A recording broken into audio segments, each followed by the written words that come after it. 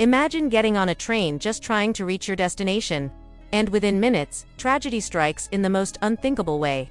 This isn't a movie. This is real life, and it happened right here in Charlotte, North Carolina. A heartbreaking story has shaken my hometown of Charlotte, North Carolina. What began as a local tragedy has now drawn national headlines, even catching the attention of the president. The ripple effect has left not only Charlotte but people across the world stunned and grieving. The victim was 23-year-old Irina Zor, a young woman from Ukraine who had built a new life here in the United States. On what should have been an ordinary evening ride on Charlotte's Lynx Blue Line, she encountered an unthinkable act of violence. Prosecutors have since called her an innocent soul who deserved nothing less than safety and peace, but her journey was tragically cut short. Authorities have charged 34-year-old DeCarlos Brown Jr. with her killing, and because of the severity of the crime, the U.S. Attorney's Office has stepped in. The case now carries the possibility of the death penalty. For Charlotte's Ukrainian community, of whom fled turmoil, seeking refuge, this tragedy has struck a particularly painful chord. Brown's family has shared that he struggled with schizophrenia following a time in prison and that he had refused to take prescribed medication. In a recent recorded jail call, he even claimed strange substances inside his body were the reason for his violent behavior. His defense team may attempt to use these statements to argue his state of mind. Court documents paint a clearer picture of that night. On August 22, 2025, at about 9:55 p.m., Charlotte, Mecklenburg, police were dispatched to the Lynx Blue Line near the East-West Boulevard station after a 911 caller reported a stabbing. Witnesses described the attacker as a black man wearing a black shirt, light blue jeans, and an orange hoodie. When officers arrived, they quickly located and detained Brown at the station's outbound platform. Nearby, police also recovered a folded pocket knife, believed to be the weapon. At the time of arrest, Brown's clothing perfectly matched the description provided by witnesses, and he also had a cut on his right hand, likely from the incident. He was immediately taken into custody and transported to Atrium Main Hospital for treatment, before being formally charged. When officers boarded the light rail, they discovered the victim inside train car 316A, lying on her back at the inbound platform. The scene was devastating. She was surrounded by a large pool of blood, her arms resting at her sides and her legs stretched out. A single, fatal wound pierced the center of her neck, and a smaller cut was visible on her left knee. At the time, she had been dressed in a black t-shirt, khaki pants, and black Nike sneakers. Charlotte Mecklenburg crime scene investigators quickly arrived to process the site. They recovered a folded pocket knife stained with what appeared to be blood, as well as a blood-soaked red shirt. Investigators also swabbed suspected blood traces from the platform, collected DNA samples from the victim's hands and fingernails, and gathered items from both her person and the seat she had occupied moments before the attack. Surveillance footage later obtained from inside the train revealed the moments leading up to the tragedy. At around 9:46 p.m., the victim boarded the car and sat in front of Brown. Just minutes later, at approximately 9:50 p.m., Brown removed a knife from his pocket, flipped it open, and struck the victim 3 times from behind. Afterward, blood could be seen dripping onto the train floor as Brown walked away. On the strength of this evidence, authorities filed a criminal complaint against DeCarlos Brown Jr., but this was far from Brown's first encounter with the law. His record shows 14 prior charges, including a violent robbery with a weapon that led to a 5-year prison sentence. He was released in 2020, but his family says he never truly recovered. According to his mother, Michelle D. Witt, incarceration marked a turning point in her son's mental health. Diagnosed with schizophrenia, Brown reportedly refused to stay on his medication. Loved ones described disturbing changes, angry outbursts, door slamming, talking to himself, and strange claims about mysterious substances inside his body.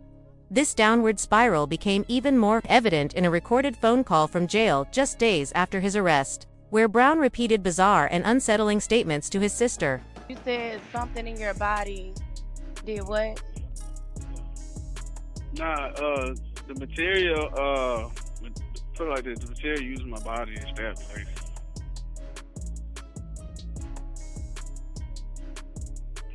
And so she just got stabbed. Yeah. You know that's not me. I'm talking about just for no reason. But since they did that, now they gotta investigate the material my body is exposed to. Since they want to do all that, now they gotta investigate. It's funny because she's from the Ukraine. She's from Russia, and they got a war. They had a war going on against the United States. So I'm just trying to understand, out of all people, why her? It ain't. I don't have nothing. They just lashed out on her. That's what happened. They lashed out on her. Whoever was working the material, they lashed out. For a time, DeCarlos lived with his mother and her husband, but even at home, his behavior began to unravel. He grew increasingly volatile, slamming doors, lashing out, and acting in ways his family no longer recognized. Eventually, his mother reached a breaking point, believing he desperately needed professional help. She tried to have him admitted to a mental health facility. Yet the hospital turned him away. They told her there was no space, and because he wasn't directly threatening to harm himself or others, he didn't meet the criteria for admission. Frustrated and desperate, she filed a petition with the court. That effort led to Brown being held in a treatment facility for just 14 days before he was released back into her care. She attempted to create structure for him, keeping him on a schedule and encouraging his medication routine, but he once again stopped taking his prescriptions. With no other options, she and her husband dropped him off at Roof Above's Lucille Giles Men's Shelter in Charlotte. By the time this tragedy occurred, Brown was homeless and moving aimlessly through the city. In the days before the attack, Brown's mental decline became even more chilling. In a recorded call, he told his sister he planned to go to the hospital to get rid of the material inside his body that he believed was driving him insane. When his sister Tracy later confronted him face-to-face, he confessed a disturbing delusion. He believed Irina herself was inside his thoughts, spying on him. Tracy has since spoken publicly, saying she blames not just her brother but the system that failed him. When people are clearly experiencing psychosis at an acute level, you don't release them back into society, she said. The state let him down. Because of his long documented history of mental illness, the court has ordered Brown to undergo a competency evaluation at Central Regional Hospital in Butner, North Carolina. He'll remain there for up to 60 days while doctors determine whether he understands the charges against him and is capable of assisting in his own defense. If Brown is found competent, the case will move forward like any other criminal trial. The evidence will be presented, witnesses will testify, and a jury will decide guilt. A conviction could mean life in prison or even the death penalty, though his mental health could still factor into sentencing.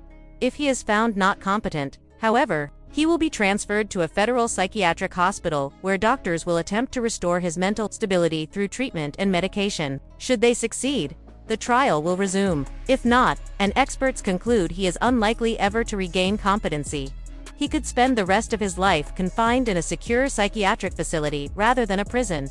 But this case isn't only about legal arguments, criminal charges, or questions of mental health assessments. At its deepest level, it's about the life of Irina Zaratka, a young woman whose story deserves to be remembered with dignity and care. Irina was only 23 years old, and though her time here was short, her presence made an impact on the people who knew and loved her. She came to the United States from Ukraine, not just as an immigrant but as a dreamer, someone hoping to build a safer, brighter future in a country she believed could offer stability and opportunity. For her, Charlotte was more than a place to live. It was a chance to start again, to find peace in a world that had not always been kind. Irina wasn't just a name in a headline or a face in a news report. She was a daughter who carried with her the love and sacrifices of her family. She was a friend whose laughter and warmth brought light into the lives of those who were fortunate enough to share moments with her. She was a young woman on the edge of adulthood, standing at the threshold of possibility, with dreams that had yet to be fully realized. She had plans, ambitions, and a future that should have stretched out before her, filled with milestones like careers, friendships, family, and the simple joys of everyday life. Her life mattered not only to her loved ones but also to the community that embraced her when she arrived from Ukraine. That is why this tragedy resonates far beyond the walls of a courtroom. Justice is not only measured in verdicts, sentencing, or the legal fate of the accused. True justice also lives in the way we remember Irina, in the way her story is told, in the support offered to her family, and in the changes we strive for to ensure that no one else has to endure what she endured on that night. The violence that claimed Irina's life was random and senseless, but it was also the product of a system that repeatedly fails those struggling with severe mental illness. In Brown's case, his family tried desperately to get him the care he needed. His mother sought help from hospitals, shelters, and the court system, but time and again the doors were closed. because he wasn't considered an immediate danger to himself or others. He was turned away, even as the signs of his mental collapse were obvious and terrifying. The lack of resources, the shortage of psychiatric beds, and the rigid criteria for involuntary treatment created gaps that he fell through, and ultimately, those gaps had devastating consequences for Irina and her family.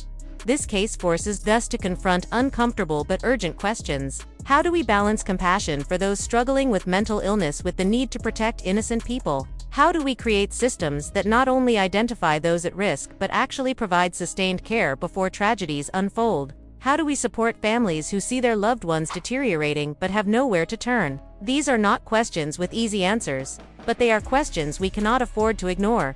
It also reminds us that mental illness does not absolve responsibility, but it does complicate it. The courts now face the task of determining whether Brown is competent to stand trial. If he understands the charges against him and can participate in his defense, the case will move forward like any other. If not, he will undergo treatment in the hope that he can eventually stand before a judge and jury. But whether he is tried in the coming months or years, the core of this case remains the same.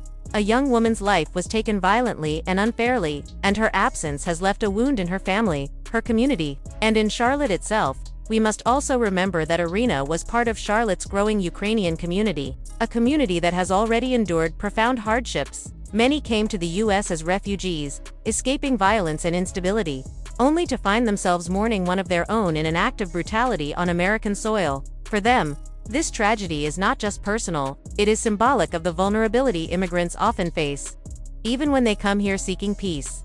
Honoring Irina's life means ensuring her story is not forgotten. It means that when we talk about justice, we don't reduce it to legal jargon or courtroom outcomes. Justice also means creating safer communities, advocating for stronger mental health systems, and making sure voices like hers continue to be heard. It means standing with her family as they grieve, acknowledging their pain, and respecting the value of the life that was taken. There's also an important conversation here about safety in public spaces. Irina was simply riding the Lynx Blue Line, trying to get to her destination. Public transportation should be a place of accessibility and connection, not a place of fear. This tragedy is a reminder that our cities must do more to ensure safety for every passenger, whether through visible security presence, mental health outreach programs, or stronger community partnerships. Irina's life deserves to be remembered not just for how it ended, but for who she was and what she represented. She reminds us that behind every statistic, every news story, and every legal case, there are real people with real dreams. She is more than evidence in a trial. She is more than a headline. She is someone whose story now calls us to reflect, to act, and to do better. So when we speak of justice in this case, let's not limit it to the outcome of a trial. Justice is also about empathy. Justice is about reform. Justice is about creating a society where the vulnerable are not abandoned, and where innocent lives are not cut short because systems fail to protect them. Irina deserved so much more than what happened to her. And as we process this tragedy, may her name continue to be spoken, her memory continue to be honored, and her story continue to inspire change. Thank you so much for tuning in and allowing me to share this difficult but important story. Covering something like this is never easy, but it matters. Because these stories remind us that behind every headline is a real human being with dreams, family, and a future that mattered. If Irina's story touched you, if you believe her life deserves to be remembered, I encourage you to stay connected with this community we're building here. This channel is about more than just news, it's about context, understanding, and honoring the lives at the center of these events. When you subscribe, like this video, and hit that notification bell, you're not just supporting me as a creator, you're also helping to keep these conversations alive. Together, we're saying that stories like Irina's shouldn't be brushed aside or forgotten in a news cycle that moves too fast. Instead, they should inspire us to think about change, accountability, and compassion. Every time you share a video like this, or add your perspective in the comments, you're part of something bigger. You're helping to amplify the voices of victims and their families, reminding people that justice is not only about trials and verdicts, but also about memory, awareness, and action. Your participation makes this platform stronger, more meaningful, and more impactful. So, if this story resonated with you, stay with me. There are more human stories behind the headlines that deserve to be told with care. And together, through listening, learning, and speaking out, we can keep pushing for a world where lives like Irina's are valued, protected, and never forgotten. Don't forget, subscribe, like, and tap the bell. so you never miss an episode. We'll continue this journey together, one story at a time.